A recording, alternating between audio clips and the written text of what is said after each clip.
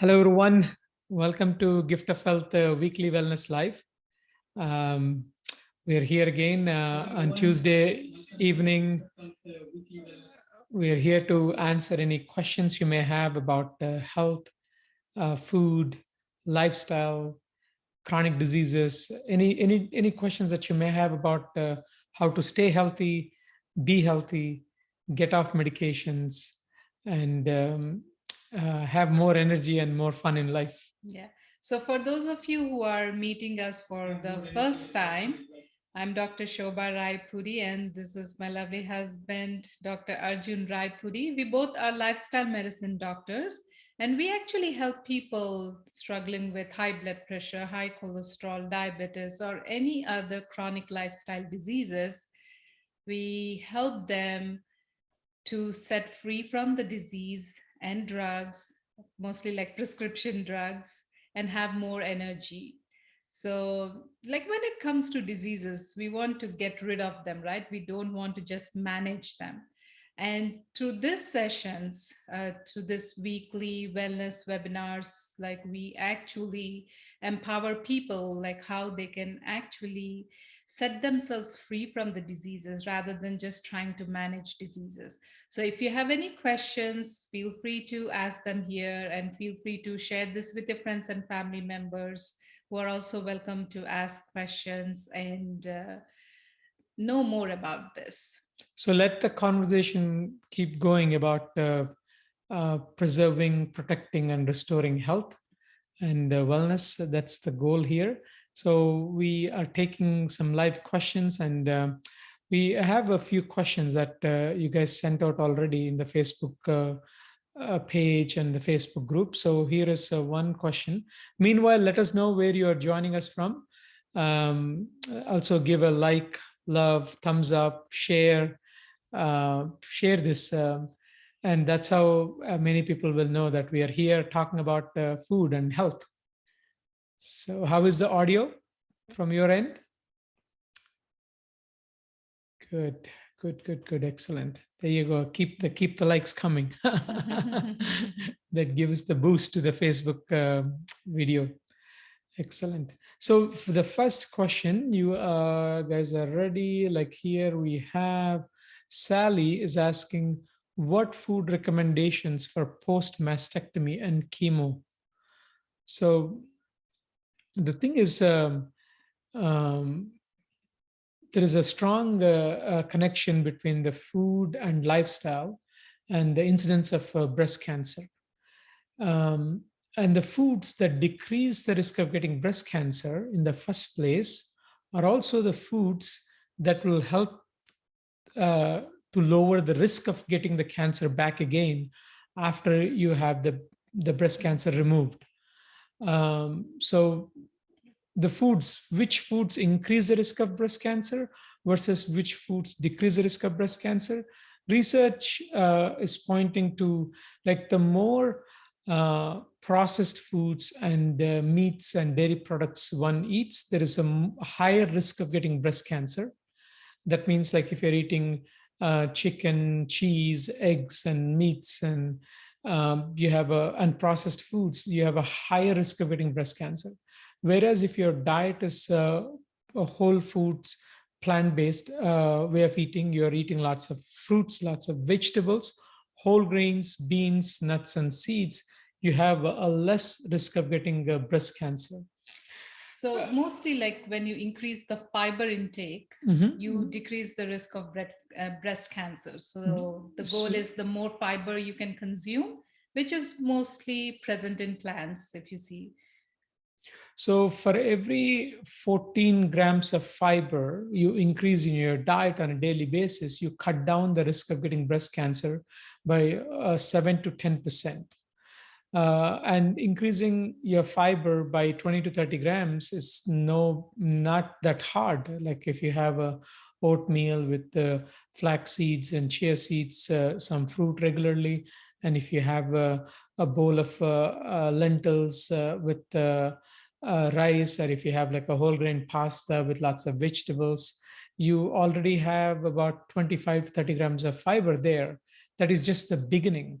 So it's the more fiber you eat, the less risk of getting the breast cancer and the less risk of getting the cancer back even after you have it removed. Another things that has specifically shown to decrease the risk of getting breast cancer back is flax seeds. Like flax seeds, ground flax seeds, they have a compound called lignans, lignans, lignans. Research has shown that these lignans present in flax seeds, they decrease the risk of breast cancer.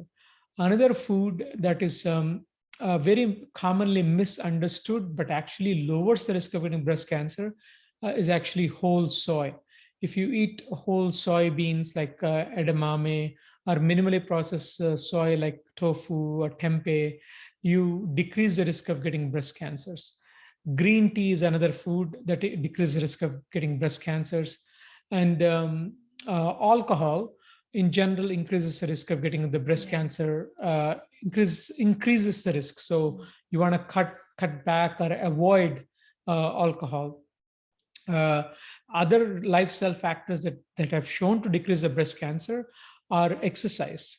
If you research shows that if you exercise like 30 to 45 minutes daily, um, especially if you're doing some resistance training and cardio, all these things, they lower the risk of getting breast cancer. Hi, Connie. So Rochelle is asking, is there a better time to exercise over another time? Is there a better time to exercise or another time? Well, whatever time works for you, because it's better to do something rather than being hung up on what is the right time. What am I doing perfectly? Am I doing right? So it's more important that we do the movement. So even like if we are able to increase our movement, it doesn't have to be exercise per se. The more movement, either in the form of walking, jogging, running, or just doing things where we are moving more, that's the key.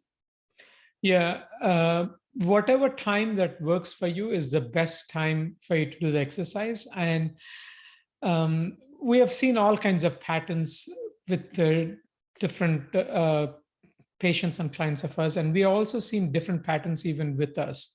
What we found typically is it's better to, for us, it is better to get it over with in the morning. So before, typically my day, I have a session of at least 45 minutes to an hour of exercise before I go to work. My work day usually starts around like 8, 8:30. I try to get some exercise, either stretching or lifting weights or running, something for about 30 to 45, 30 to 30 minutes to 1 hour on a regular basis. Like today, we taught a class for the Gift of Health um, students. We have this special 1 year long program where these committed, highly motivated, like people, students, they are working on getting rid of their chronic diseases and eat better, move more, and stress less. So we had a class we were teaching them today, and we just finished that a couple of hours ago. And in between that class and this live, we had about an hour and a half. So we had a light meal, and then we went for a walk. We took our dog, and it took about 30 minutes for us to do a walk along the, we have nice water just when we cross the road. So we walked down the road and walked along the water. When I looked at my Fitbit, that was about 4 or 5,000 steps, just less than 30 minutes. And it was very refreshing. So, and when it comes to exercise, it's also important to see what is that you can sustain. It's not about like push, push, push, push, and then you can't sustain. The key is to move more. Whatever works for you.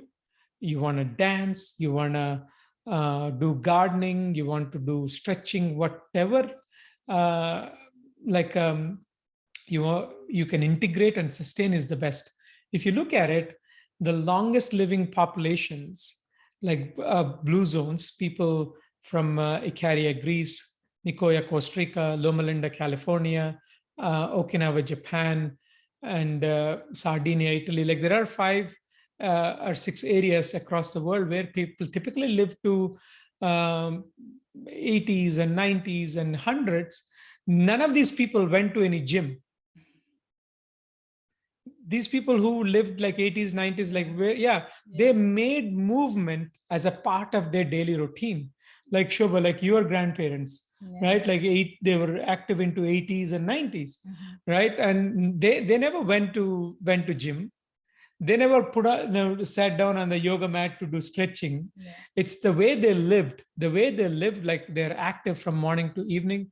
And actually that's what we are also trying to do, like integrate movement in anything and everything that we do as much as possible. That's the best way to like um, take the daily living to the next level. Until that happens, integrate like exercise 30 to 45 minutes, 1 hour, whatever works for you. Hey Flo, good to see you. Good evening, Anne. How are you? So we have a question from Patrick. He's asking, what about diet pop? It has zero sugar, zero calories. It is safe to have 1 or 2 355 ml cans of diet pop per week. Like, is it safe to have since it has zero sugar and zero calories? So, Patrick, like if you look at the ingredients of this pop, the diet pop, the one of the main ingredients of this diet pop is actually phosphoric acid. There is that's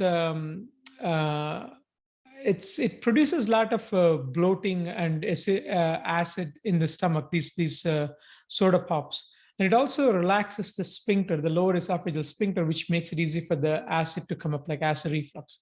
The other thing is the problem with this diet sodas is that they keep you on this addiction loop. They keep you stuck in this pleasure trap, like thinking that you are not having any sugar, but it is artificially sweetened with some form of a sweetener. Most of the time, these are like a bunch of chemicals that are used to sweeten it. So you're drinking colored chemical liquid that is loaded with artificial ingredients, which has zero health benefits. You want to enjoy your time.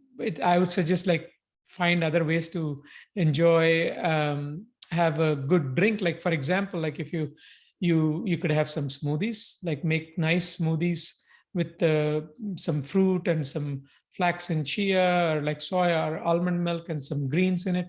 Smoothies are an option.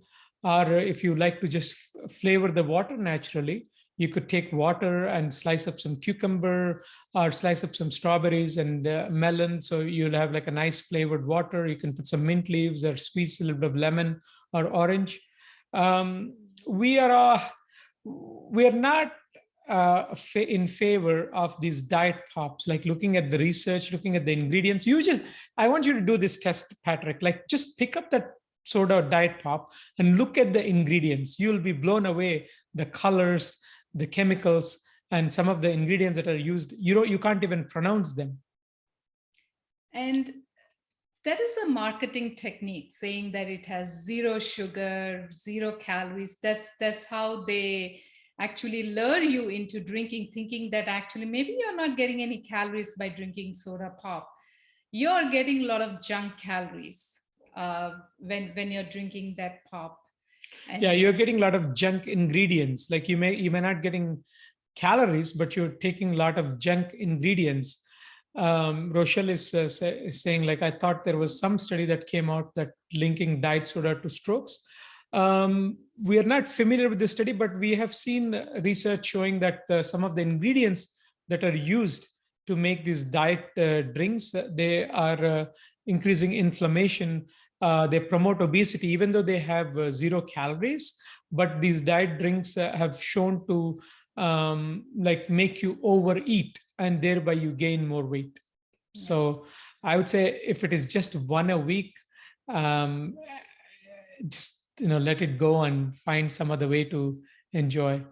um, yeah, hope that that helps. So Jillian is asking water. Yeah, before that, like Rochelle had question, do you exercise before you eat? Do you exercise before you eat? It is easy to exercise on a lighter stomach. Have you noticed, like if you stuff yourself too much, it's hard to exercise. So ideal thing would be just having, either you, when you wake up in the morning, like you're fresh and you're not that hungry because you had energy from the sleep, that's a good time to exercise. Or if you happen to have a meal, then just let that meal settle down, like give it 2 to 3 hours for that meal to move away from the stomach, and you'll notice that it's easier to exercise or do any stretching or yoga on a lighter stomach. So we actually don't eat much before we exercise or do yoga. We have, like, maybe we may take a shower after the exercise and then sit down and have a meal. So Jillian is asking, do you have any recommendations for increasing iron stores? Mine is chronically low and I don't want to increase meat consumption, a common suggestion I keep getting. You're right. A common suggestion that you keep getting is if your iron stores are low, go for meat because people assume that's where the highest iron stores are. When we actually compare foods, like which foods have greatest iron, you would be surprised to see that actually whole food plant-based have more iron. But the form of iron that is present is different. Like when you take iron from plant-based sources, you get the non-heme type of iron, as opposed to like when you eat the animal-based, you're getting the heme iron, which people think is the more absorbable form. And so that's why most of the suggestions come regarding eating meat to increase your iron stores. But what studies have shown is actually like when you're consuming iron from plant based sources, you are actually having less inflammation, which is a good thing. Like you don't want to have inflammation in your body. So whenever you're getting the nutrients, you want to get the clean nutrients and which is best for your body rather than that which harms your body. And the other misconception is like people on a plant-based diet may be having low iron, but like what studies have shown is actually they consume more iron. Like if you're eating plant-based, you actually consume more iron. When it comes to what are the sources of iron, so one is beans. So beans, lentils, they are like rich sources of iron. It's always better to go. The other one is greens. So like leafy greens. So beans, greens, all these are excellent sources of iron. Soy, so like let's say if you're having tofu, or when it comes to whole grains like quinoa is a good source of iron, and teff, amaranth, all these whole grains are good sources of iron. And when it comes to fruit, when you're having fruits in the form of dried fruit like raisins, so all those are rich sources of iron. Tahini seeds like either pumpkin seeds, sesame seeds, or sunflower seeds, all these are good sources of iron. So these are all, I mean, good sources of iron which you can try. And a lot of our participants, even in our course, so when it comes to irons, once they have switched to getting iron from plant-based sources, actually their iron levels have gone up. The other key is when you are taking these foods that are rich in iron, if you combine them with vitamin C, foods that are rich in vitamin C, it increases the absorption of iron. So one is getting the iron, and the other part is to see how you can increase the absorption of iron. So vitamin C foods, like it could be like anything like your berries, oranges, citrus fruits like cantaloupe, kiwi fruit, mango, papaya, all these are rich sources of vitamin C. Even your leafy green vegetables are rich sources of vitamin C's. So potatoes, peppers, tomatoes. So when you actually eat this food, in relation to when you're consuming beans and greens, it definitely increases the absorption of iron. And even like, let's say if you're adding turmeric to your food, that also increases your iron absorption. So these are the small tweaks that you can actually make to increase your iron stores. And yeah, and like when you make these changes, you would be amazed to see that the iron levels go up. So my mom had like low iron once upon a time, and her doctor in India suggested going on iron supplements. And I asked her to do this experiment for a month.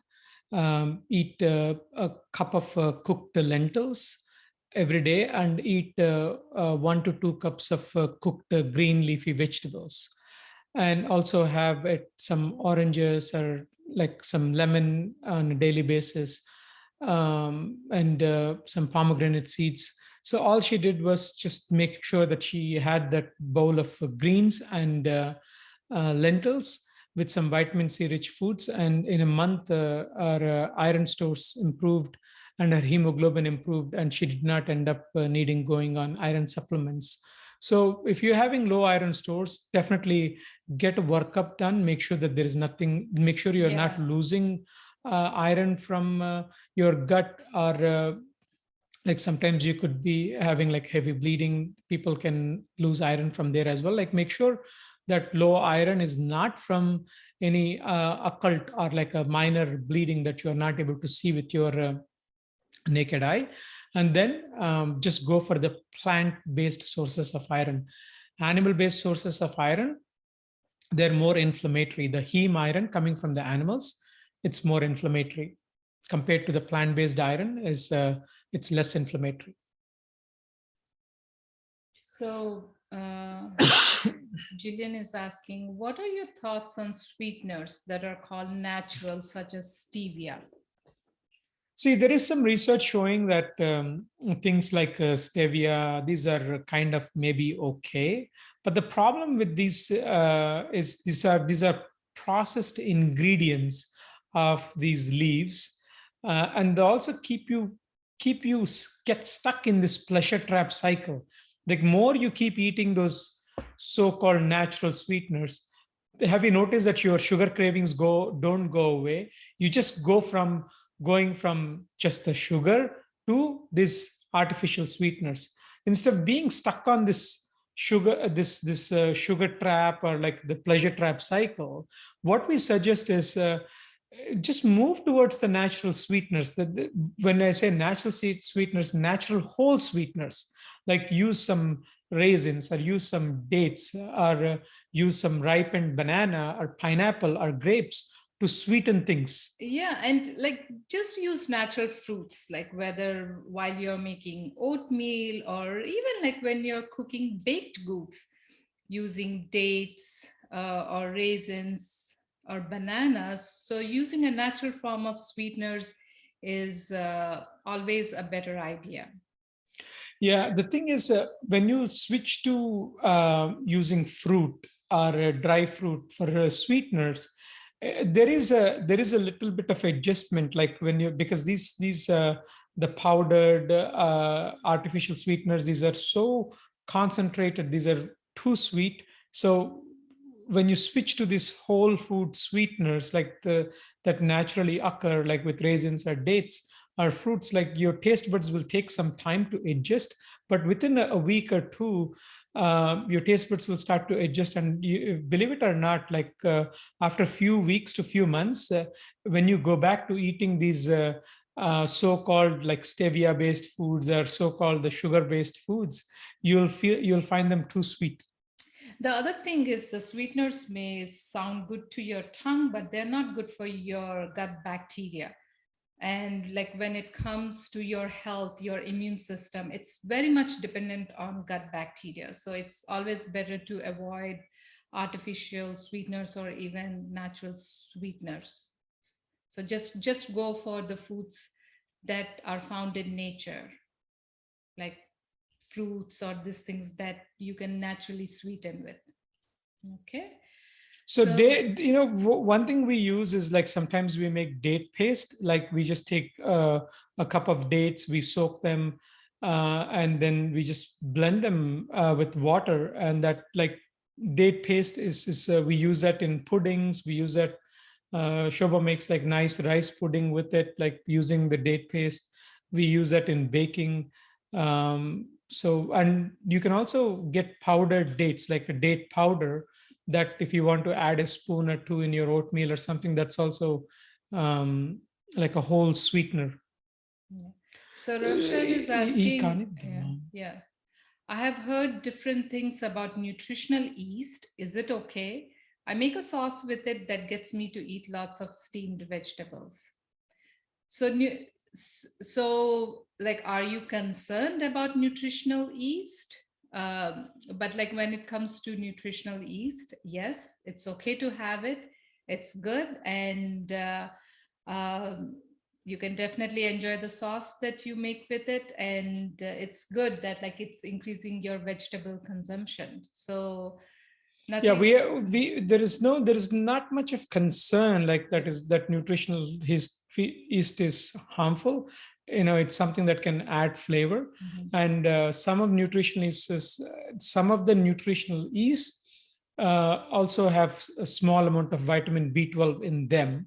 uh, so it's okay with nutritionalists. Like I mean, we don't recommend you eat by cups and bowls, but if you're using some nutritionist to make a sauce, that's fine.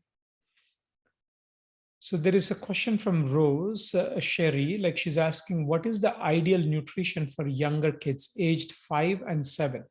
They have been vegan for past 4 years. I'm always second guessing about their nutritional needs. Any suggestions for how their ideal meals should look for a day will be of tremendous help. Thank you. Yeah. So when it comes to kids, I know as moms, we are always worried like if they're getting enough nutrition. So one thing for sure is when it comes to kids, you want to give them the best package. And what do you think is the best package when it comes to nutrients? Where do you think you can find nutrients? So like if you really look at it, it's actually the plants that have the nutrients, and animals actually get it from plants. So here we don't have to deal with animals. It's always better to cut the middleman out, and if we can just get the nutrients from the original source, that's the best thing that we can actually do for kids. So it's good that like you are raising kids and providing meals that includes plant-based sources. So that's a good thing. The other thing is when we actually are not offering cow's milk or animal-based foods, we are actually protecting them from allergies, type 1 diabetes, the constipation, and a lot of other conditions that we see so commonly nowadays. So you are actually protecting them from the diseases that they don't have to develop or experience as they grow up. And when it comes to kids, one thing is their choices might be very limited. There might be only 4 or 5 things that they like, and that's what they might even prefer to eat time and again. Like when it comes to our son, there were only 5 things that were in his food groups. So like one was pancakes or waffles, the other was noodles, like anything that you make with noodles, vegetables, or other thing is pasta, other thing is mac and cheese, and other thing is dessert. So as long as you're serving this food, he eats. But otherwise, so even like when he was young, I used to be concerned that maybe he's not trying other things. So if they're not trying other foods, don't worry. As long as they're eating what they like, that's okay. And especially when it comes to 5 year and 7 year old kids. So So just making sure that they're getting a variety of whole grains, variety of beans, variety of fruits, and variety of vegetables. Like as long as you based your meals around fruits, vegetables, whole grains, beans, nuts, and seeds, you don't have to worry too much about second guessing their nutritional needs. Yeah. The key thing for kids is to keep them more whole. Like sometimes when you mentioned that they've been Yes, vegan for vegan. last 4 years, but some of the vegan foods, so-called vegan foods, are heavily processed. Yeah. If they are made with a lot of oil, sugar, and flour, that's not good either Yeah. for their health. So keeping them whole, and going, as Shobha was saying, going with the foods that they know and that they love. That's the key. Like, by this time, you know that, do they like their pancakes? Do they like their waffles? Do they like their mac and cheese? Do they like pasta? Do they like sandwiches? Do they like wraps or pizza or burgers? Whatever it is, create that daily. You're asking about, like, how does their ideal meals look for a day. Yeah. So So like here are some examples. So when it comes to breakfast, definitely they can either have pancakes or waffles. And let's say if they like tofu, so you can also make scrambled tofu or a scrambled tofu burrito, even that they can have for breakfast, or potato hash. Even like you can make potato fries using air fryer, using without oil.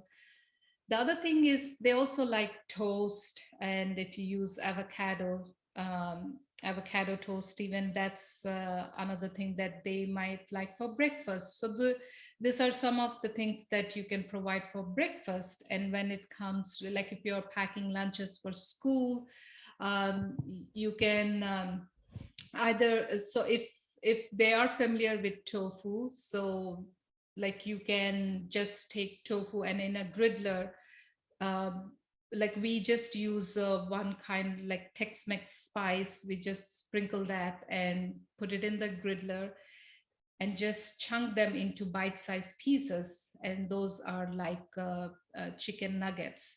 So they can have that tofu nuggets or tofu strips. The or else, like, you can make sandwich for them, like if they're fond of sandwich or wrap, that is one option. The other thing is if they like noodles, so you can mix vegetables and noodles and provide them that, or pasta.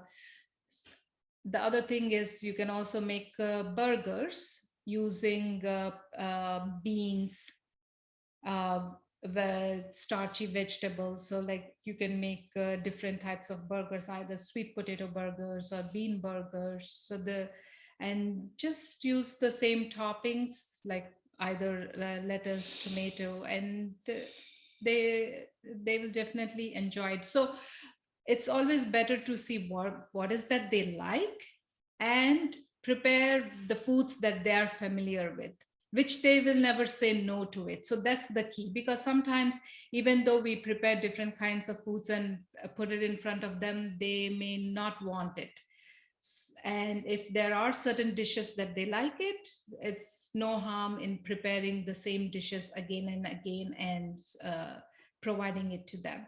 And when it comes to, they are naturally inclined towards natural fruits, vegetables, so you could just chop the vegetables and put it on the counter, and whenever they're just roaming here and there, they may just pick the vegetables. Similarly, when the fruits are cut and put on the counter, you see that they would consume more vegetables and more fruits. So that's the key. So having it available in bite-sized pieces, they would tend to have more of that. So that's the key. Hope this answers your question. If not, let us know. Yeah. So Linda is asking, is leaky gut a thing? That sounds suspicious to me.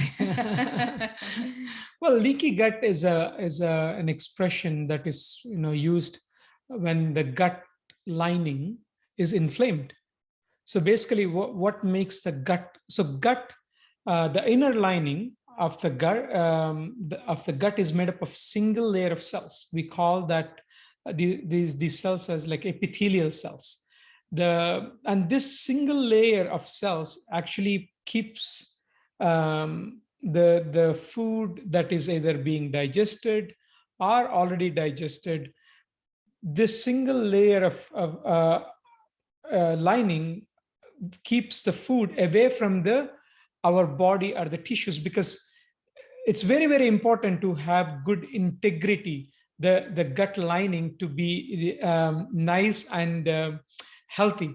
Because if let's say if there is inflammation of the gut lining, then there are gaps between these cells. Like usually, if this is one epithelial cell and this is another epithelial cell, these are supposed to be nice and tight, that there should be no gap. But if there is inflammation, irritation of this lining, then there is a gap between these two cells. And through this gap, that undigested or partially digested food and the bacteria, they can come into the human system. Once they get into the bloodstream and tissues, then you have a whole source of inflammation, autoimmune diseases.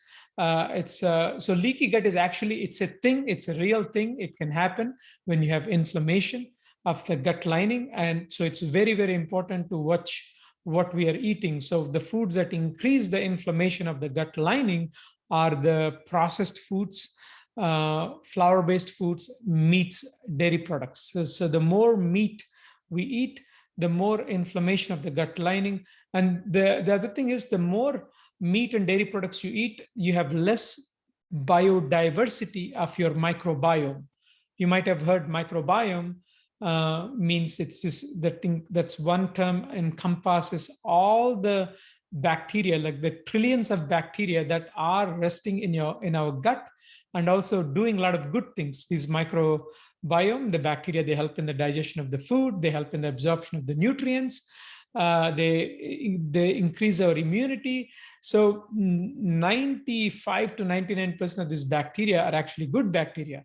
But if your diet has a lot of sugar, lot of flour, and you're eating cheese, chicken, meats, and eggs, and turkey, bacon, all these, like the animal-based foods, then you disturb the balance of this microbiome. Like then you have more of unfavorable bacteria compared to the favorable bacteria, which increases the inflammation. Like, so to speak, when you look, the food of the bacteria is fiber. They're looking for fiber. So that's why if you're wondering why, if you're eating meat, cheese, eggs, why there is a problem. So one is like those foods do not have any fiber. And if the bacteria is not getting that fiber, it's not able to give you back what you need, because actually bacteria are helping you to digest the ingredients and give you back the nutrients and keep your health and increase your immune system. So that's the key. So the more fiber that you provide to the bacteria, uh, the more it takes care of your immune system.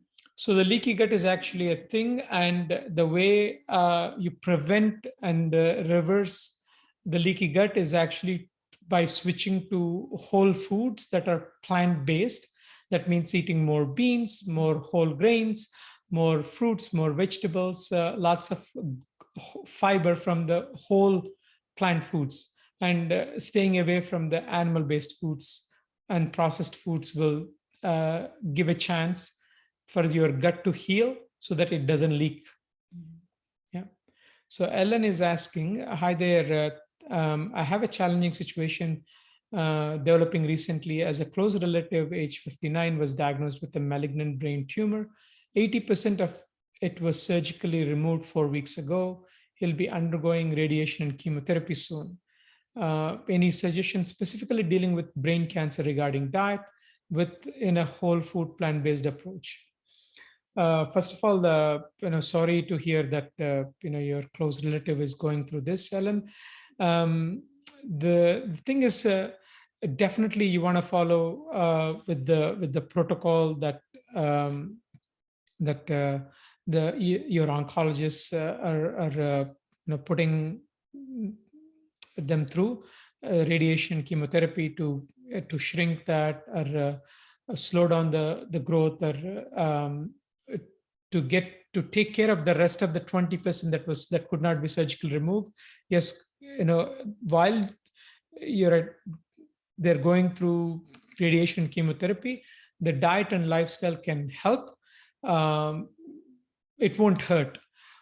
When it comes to uh, food choices, um, to decrease the risk of cancers in general, the more vegetables you eat, the better. More, especially the more leafy um, greens, more different colors of vegetables like peppers and tomatoes and like celery, broccoli, especially these cruciferous vegetables, broccoli, kale, mustard greens, cauliflower. These have something called sulforaphane, and they have shown to have anti-cancer effect. And other foods that can we would suggest to increase the intake of are garlic.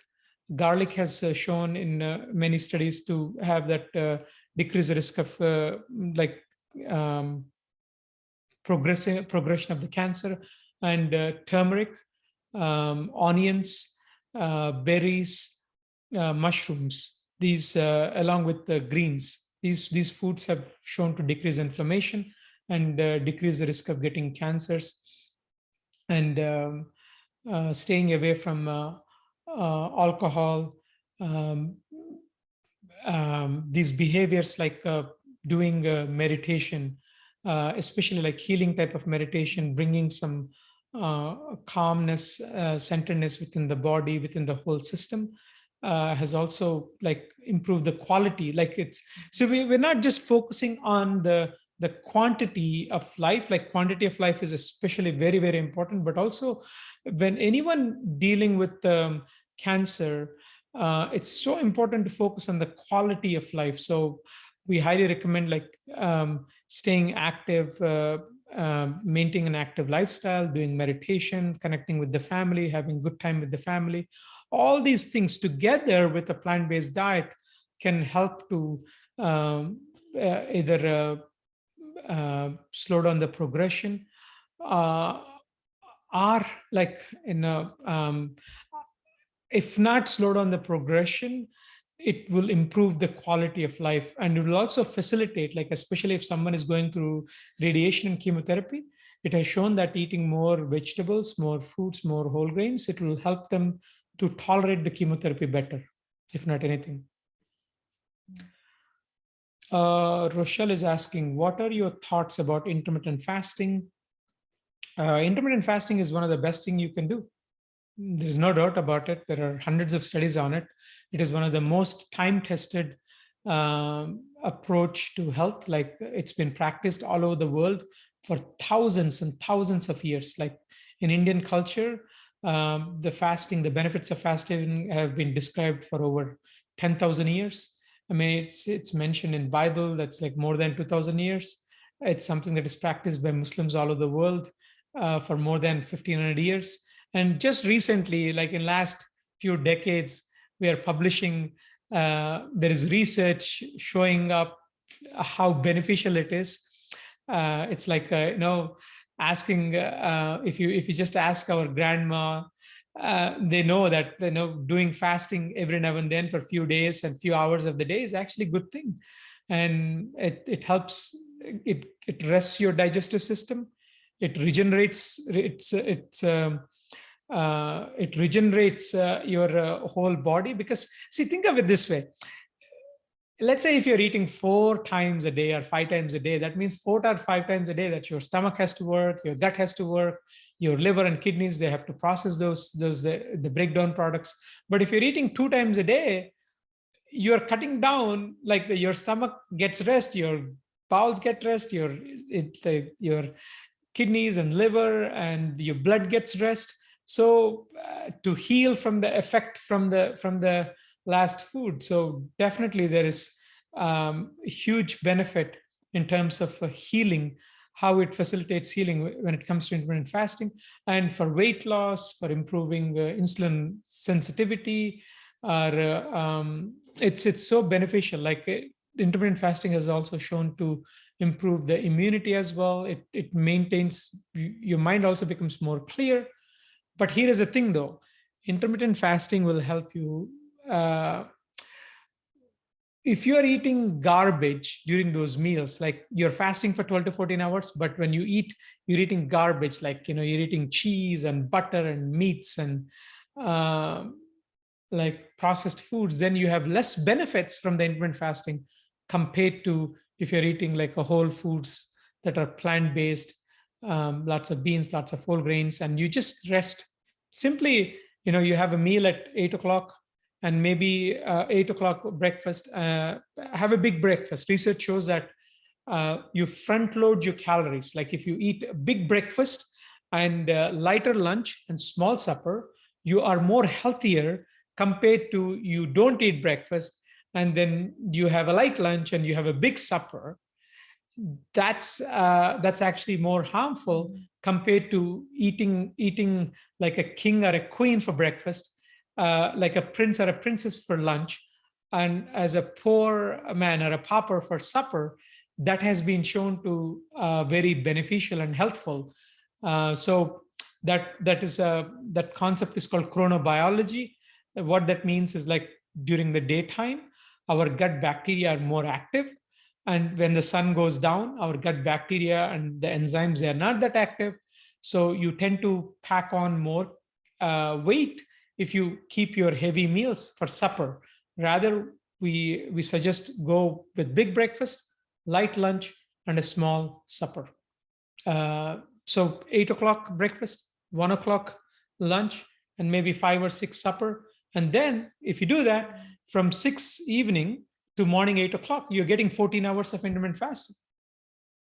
So the first thing people, like, it would help to uh, to improve your health is to stop snacking in between meals. Like, many of us are on a seafood diet. You just see the food and you eat it.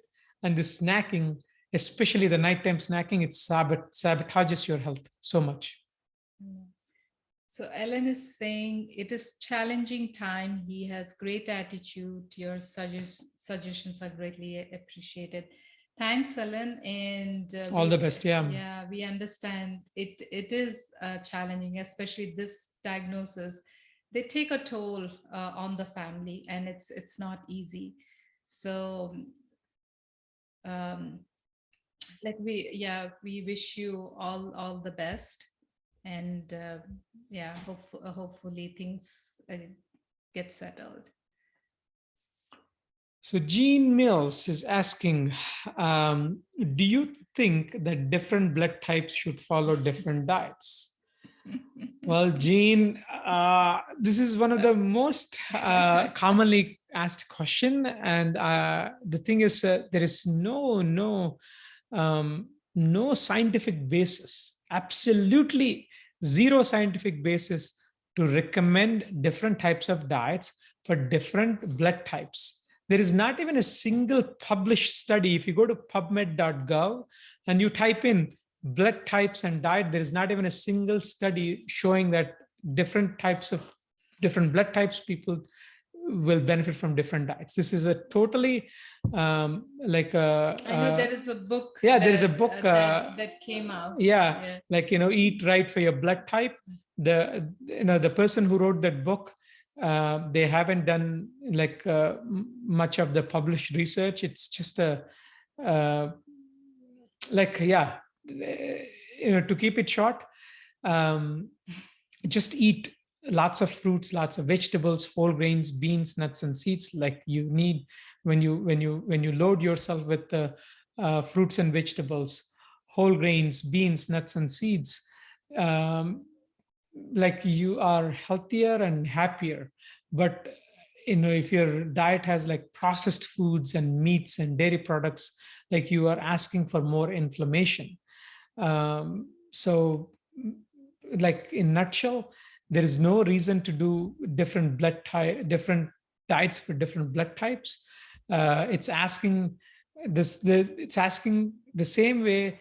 If you ask someone, like, do you think you should do different diets for people of different color of their hair or color of their skin, because it's ridiculous, right? Like, so blood type depends upon the genes, and just like your skin color or the hair color depends upon your genes, we don't recommend people to eat specific certain type of food just because your skin is red or just because your hair is black, right? It's just ludicrous. So don't lose your sleep over it. If you want, yeah, if you want, like, you can go to nutritionfacts.org, and I think Dr. Greger has done a video on it.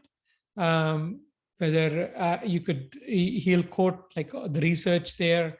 It's just mind-boggling that, like, people That the claims that people make that you should eat based on your blood type. Yeah. So the next time anyone asks you, it's just like, do you think you should eat different diets for different skin color or hair color? Similar, yeah. Okay, good. So I think we've covered all the questions. Those are lots of questions that came up, and yeah, share this session with your friends and family. We're gonna wrap this up, and this will be on YouTube as well, the Gift of Health YouTube channel. If you haven't subscribed, make sure you subscribe as well. And yeah, keep working on your health, one bite at a time, one step at a time, one meal at a time, one day at a time. Just yeah. So we'll. Yeah, so have a wonderful evening, and enjoy the evenings when you have sunny evenings. So and enjoy the summer, this weather, and we'll see you next week. Yeah.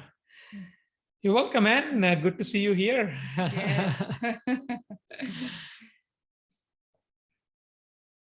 Great, Mike. Good.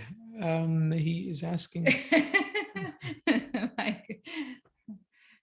is vinegar good for your body? Okay, so Mike, we're gonna just answer this briefly. Like, research shows that if you're taking apple cider vinegar, just 1 or 2 spoons a day, it's actually it's beneficial for you in terms of your health. So adding a little bit of vinegar in your diet, in your salads, is actually it's a good thing.